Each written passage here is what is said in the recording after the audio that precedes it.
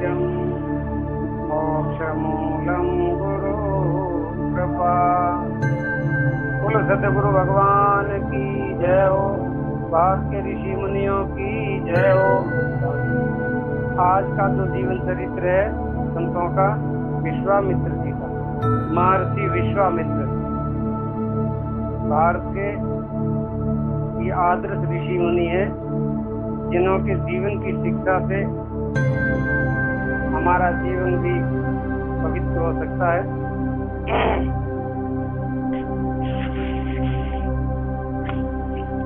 महाराज गादी के पुत्र विश्वामित्र जी जब राजा थे तो एक बार सेना के साथ घूमते घूमते महर्षि वशिष्ठ के आश्रम पहुंचे। वशिष्ठ जी के पास एक कामधेनु की पुत्री नंदिनी गाय थी। उसी कृपा से वशिष्ठ जी ने पूरी सेना के साथ और राजा विश्वामित्र को खूब सुंदर सुंदर बढ़िया भोजन कराया। उस नंदिनी के प्रताप से सारी सेना को बहुत दिव्य भोजन कराया, बढ़िया बढ़िया सुंदर। और उन्होंने विश्वामित्र ने विचार किया, इतनी व्यवस्था, इतनी बढ़िया व्यवस्था आश्रम में खाने की पीने की। उनको पता लगा, जब विश्वामित्र जी को पता लगा कि नंदिनी प्रार्थना करने पर सब पदार्थ दे सकती है, इस आश्रम में एक नंदिनी गौ माता ऐसी है, तो जैसे प्रार्थना करते ही सारी वस्तु तैयार, सुंदर गाय। तो उन्होंने उसे वशिष्ठ जी से मांगा, किंतु वशिष्ठ जी ने किसी तरह उसे देना नहीं चाहा। उन्होंने इनकार कर दिया कि भाई ये नंदिनी नहीं हो, क्योंकि नंदिनी के हिसाब से तो हमारे सारा ये आश्रम की व्यवस्था सकती है, हजारों लाखों लोगों के भोजन की व्यवस्था होती है, ऐसी गाय कौन देगा। और विश्वामित्र ने विचार किया, ये गाय हमने लेनी, मांगने से दे दे तो ठीक है, नहीं तो युद्ध करके लेंगे, छीन करके ले लेंगे। हाँ, तो राजा है, हमको कौन मना करता है, प्रजा हमारी है, हम चाहे वो कर सकते हैं। अब देखो, इससे विश्वामित्र ने सैनिकों को कहा, गाय को बलपूर्वक ले चलो। कौन रोकना? अरे भैया, आपको पता नहीं है, ये वशिष्ठ की नंदिनी है, वशिष्ठ के आश्रम की नंदिनी है, कामधेनु की पुत्री है, बहुत दिव्य है ये है। हाँ, जब सैनिक गाय को बलपूर्वक ले चले और गाय हुंकार करने लगी, तब वशिष्ठ जी ने उसे कहा, माता, मैं तो ब्राह्मण हूँ, मैं युद्ध तो कर नहीं सकता, आप में शक्ति हो तो इन लोगों से अपने बल से चलो, ताकत हो तो छूट जाओ, मैं तो ब्राह्मण हूँ, मैं तो युद्ध कैसे करूँ। इतना सुनते ही नंदिनी क्रोध में भर करके हुंकार करने लगी और उनके नथुनों से शस्त्रों सैनिक प्रकट हो गए। नाक के अंदर से, नथुनों से हजारों सैनिक तैयार हो गए वहां लड़ने के लिए, फौज की फौज तैयार हो गई, हथियार सहित। क्या बात है, देखो भारत की दिव्यता, देखो भारत की मानता, देखो।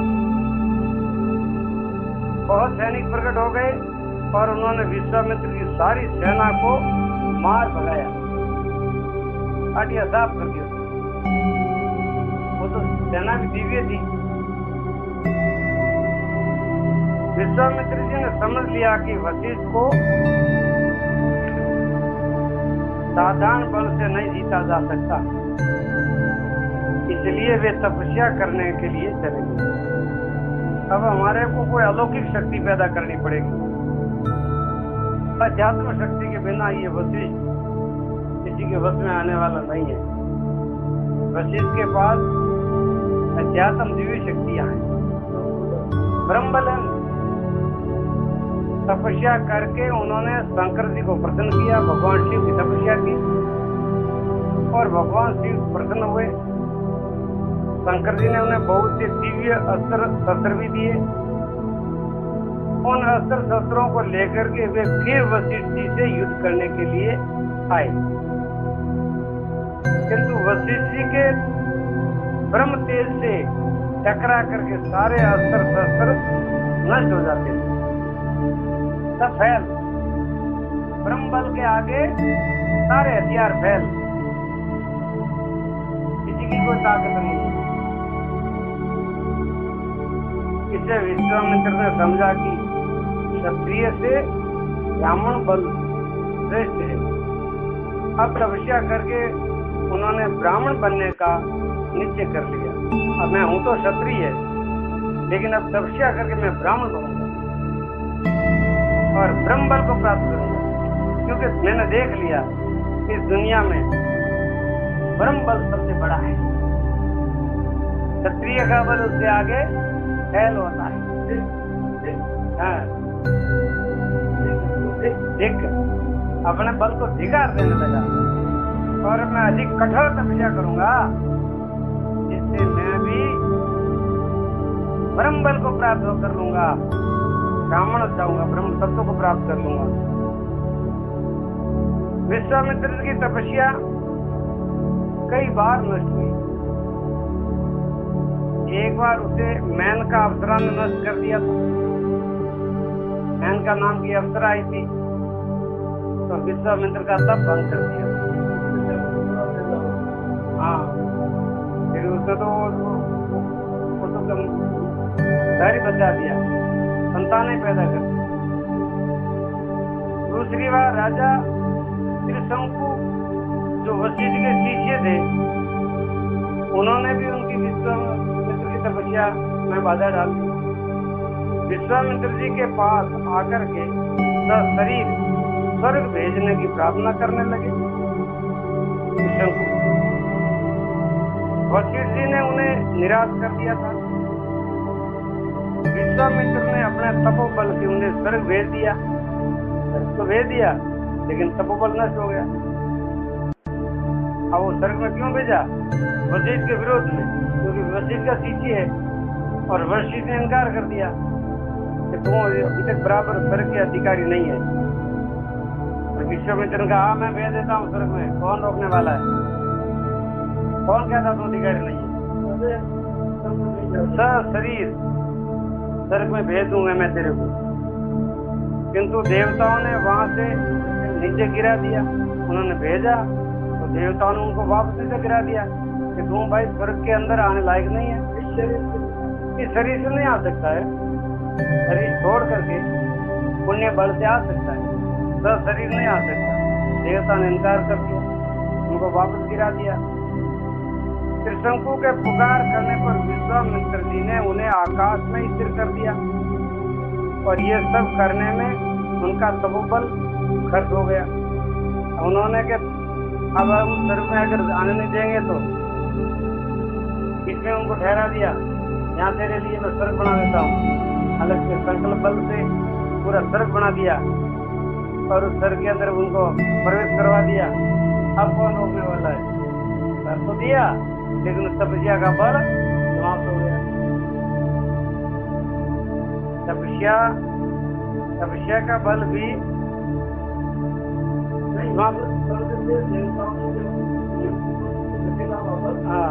नीचे गिरने लगे तो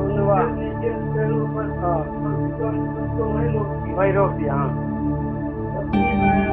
अच्छा, हाँ रोक दिया। अभी भी लटका हुआ है। वे तपस्या के प्रभाव से नवीन सृष्टि ही बनाने लगे। विचार किया कि नई सृष्टि बना लो तपस्या के बल से। बहुत से अन्न पशु विश्वामित्र ने बना लिए, नई सृष्टि बना ली अलग से। तब वर्मा जी ने आकर के उन्हें सृष्टि करने से रोका कि मर्यादा भंग मत। सृष्टि करना वर्मा का अधिकार है, तुम्हारा। इतने कानून हाथ में मत लो, ये तुम गलत कर रहे हो, प्रकृति से विरोध कर रहे हो। सृष्टि रचिता ब्रह्मा है और तुम ऐसी सृष्टि अलग से बनाओगे तो फिर सृष्टि का नियम टूट जाएगा, फिर ब्रह्मा की मर्यादा खत्म हो जाएगी। ये तुम गलत कर रहे हो, ऐसा मत करो। बताया कि केवल वशिष्ठ ही ब्रह्म ऋषि बना सकते हैं। अब वशिष्ठ जी जो है वो ब्रह्म ऋषि है। ब्रह्म ऋषि को ऋषि बनाने का अधिकार है, लेकिन क्षत्रिय को नहीं है। वशिष्ठ जी ने उन्हें सदा राजऋषि कहते थे, विश्वामित्र जी को ब्रह्म ऋषि नहीं कहते थे, राजऋषि और राजऋषि ऐसे कहते थे। इसे चिढ़ करके विश्वामित्र ने राजा सुदास को साफ दिला करके 12 वर्ष के लिए राक्षस बना दिया। राक्षस रूप से ही उसने वशिष्ठ जी के 100 पुत्रों को मार डाला था, खा डाला था। ये कथा पहले आई थी वशिष्ठ के ऋषियों की कहानी में। अंत में एक रात्रि में विश्वामित्र जी स्वयं छिप करके हथियार लेकर के वशिष्ठ के आश्रम में उन्हें मारने आए। उस समय वशिष्ठ जी अपनी पत्नी अरुंधति जी के और विश्वामित्र जी की तपस्या की बड़ी प्रशंसा कर रहे थे। ये देख करके विश्वामित्र जी का सब द्वेष दूर हो गया, विरोध भी दूर हो गया, क्रोध भी दूर हो गया और अहंकार भी समाप्त हो गया। और उन्होंने हथियार फेंक दिए और वशिष्ठ जी के चरणों में गिर पड़े। वशिष्ठ जी ने उसी दिन उन्हें कहा, आओ ब्रह्म ऋषि, पधारो ब्रह्म ऋषि। तो क्या ब्रह्म ऋषि महाराज आज थियो है, पहला कहता तो हमारे इतना नुकसान नहीं होता और हमारे इतनी बदल निकलनी पड़ती। तो क्या भाई ब्रह्म ऋषि थे आज ही हुआ, हथियार आज ही डन हो गया। जब तक मनुष्य अपना अहंकार नहीं गिरा देता है, जब तक वो सत्य का अधिकारी नहीं होता है, परमात्मा का अधिकारी नहीं होता है, ब्रह्म का अधिकारी नहीं होता। अहंकार ये सब पतन का मार्ग है। इसके भीतर अहंकार आ जाता है तो उनके सारे पुण्य नष्ट हो जाते हैं, उनका जीवन के पाप वृद्धि हो जाता है, उनका जीवन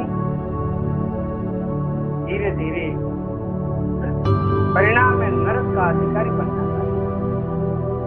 आज विश्वामित्र जी का सारा अहंकार गलित हो गया है और सत्यवादी राजा हरिश्चंद्र की परीक्षा विश्वामित्र जी ने ही ली थी। विश्वामित्र जी ने वो परीक्षा ली थी, सत्यवादी हरिश्चंद्र हुए। त्रेता युग में अपने यज्ञ की रक्षा के लिए महाराज दशरथ के श्री राम लक्ष्मण जी को वे मांग करके आए थे और आश्रम में आने पर भगवान शंकर से सभी दिव्यास्त्र श्री राम लक्ष्मण जी को दे दिए थे। अब वो जिनसे विश्वामित्र जी यज्ञ करते थे अपने आश्रम में, तो यज्ञ के अंदर राक्षस लोग आकर के विघ्न डाल देते थे। अब राक्षस विघ्न क्यों डालते थे कि अगर यज्ञ सफल हो गया तो देवी ताकत बढ़ जाएगी, और देवी ताकत बढ़ जाएगी तो असुरों की हार हो जाएगी। तो देवता जब यज्ञ करते थे, ऋषि मुनि जब यज्ञ करते थे तो राक्षस आकर के उसमें हड्डियां डाल देते थे, गंदगी डाल देते थे, उनको खून डाल देते थे, तो उनका यज्ञ वो सब अशुद्ध हो जाता था। तो फिर वो देवी शक्तियां आगे ताकतवर नहीं होती। तो ऐसा विचार करके विश्वामित्र जी के यज्ञ में राक्षस बाधा डालते थे और उस समय विश्वामित्र जी अयोध्या जाते हैं और दशरथ के यहाँ जाते हैं और दशरथ से प्रार्थना करते हैं कि भाई धर्म की रक्षा के लिए, यज्ञ की रक्षा के लिए मैं आपके राजकुमारों को ले जाना चाहता हूँ और राजकुमार हमारे यज्ञ की रक्षा करेंगे और हम निर्विघ्नता पूर्वक यज्ञ करेंगे। तो वो कहानी तो बहुत लंबी है। वहाँ फिर विश्वामित्र जी राम और लक्ष्मण जी को साथ में ले जाते हैं और सारी की सारी अस्त्र विद्या सिखाते हैं, धनुर्विद्या सिखाते हैं और यज्ञ प्रारंभ करते हैं और यज्ञ सुरक्षा के लिए राम और लक्ष्मण उनका पहरा देते हैं और आने वाले राक्षसों को मार देते हैं, नाश कर देते हैं। और ये की बड़ी सफलता होती है। आगे जाकर के वही विश्वामित्र अपने सारे जो हथियार थे उनके पास शिव जी की तपस्या से वरदान से लिए थे, वो सारे के सारे हथियार, सारे अस्त्र शस्त्र राम जी लक्ष्मण जी को दे दिए। अब इनका तुम उपयोग करो और राक्षसों का नाश करो और देवताओं की रक्षा करो, ऋषि मुनियों की रक्षा करो, गो ब्राह्मण की रक्षा करो और धर्म की स्थापना करो, अधर्म का नाश करो। उसी राम लक्ष्मण जी को विश्वामित्र जी लेकर के फिर राजा जनकपुरी में जाते हैं और वहां जाकर के वहां शिव का धनुष की तो तोड़ने की शर्त होती है, तो कोई राजा महाराज धनुष तोड़ नहीं सकते हैं। और विश्वामित्र की कृपा से और राम जी तो धनुष को तोड़ते हैं, सीता के साथ स्वयंवर होता है। फिर वो राम लक्ष्मण जी और विश्वामित्र जी वापस आते हैं। आगे की कथा फिर वो रामायण है, रामायण का भाग है, बहुत लंबा है, तो उसका विस्तार खूब है। तो कहने का मतलब ये है, ऐसे ऐसे हमारे आदर्श ऋषि मुनि थे, कितने कितने तेजस्वी, कितने कितने तपस्वी, कितने कितने ब्रह्म बल वाले, क्षत्रिय बल वाले, धर्म बल वाले, निष्ठावान, शूरवीर, देश हितकारी, और उन्हों की प्रेरणा लेकर के ऐसे महापुरुषों को याद करके हमारे जीवन में भी हम पुरुषार्थ करके अपना उद्धार कर सकते हैं। हम भी दूसरों का हित कर सकते हैं, दूसरों का कल्याण कर सकते हैं, कल्याणकारी मार्ग पर चल सकते हैं और जीवन को श्रेष्ठ बना सकते हैं, जीवन को सफल बना सकते हैं। तपस्या के बल से एक जन्म में ही क्षत्रिय से ब्रह्म तत्व, ब्राह्मण तत्व प्राप्त करने वाले विश्वामित्र जी भी सप्त ऋषियों में ही गिने जाते हैं। सप्त ऋषि हमारे बड़े माने जाते हैं, तो सप्त ऋषियों में विश्वामित्र जी को भी उसमें शामिल करते हैं। सप्त ऋषि और सप्त ऋषि से ब्राह्मण ही होते हैं, तो विश्वामित्र जी ब्राह्मण थे नहीं, वो तो क्षत्रिय थे, लेकिन अपने तपोबल से, तपस्या के बल से और उन्होंने ब्राह्मण तत्व प्राप्त किया।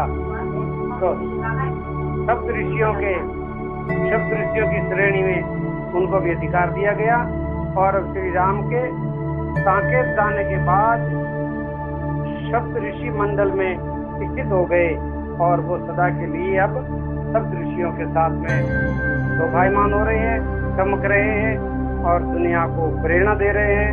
आज भी जो उनका कोई ध्यान करता है, उनका कोई तप करता है, तो उनके लिए आज वो भी मार्गदर्शन देते हैं, सब अपने को भी आज भी देने के लिए तैयार है। तो विश्वामित्र के ऋषि के जीवन की जो शिक्षा है, वो शिक्षा आप समझ गए हो।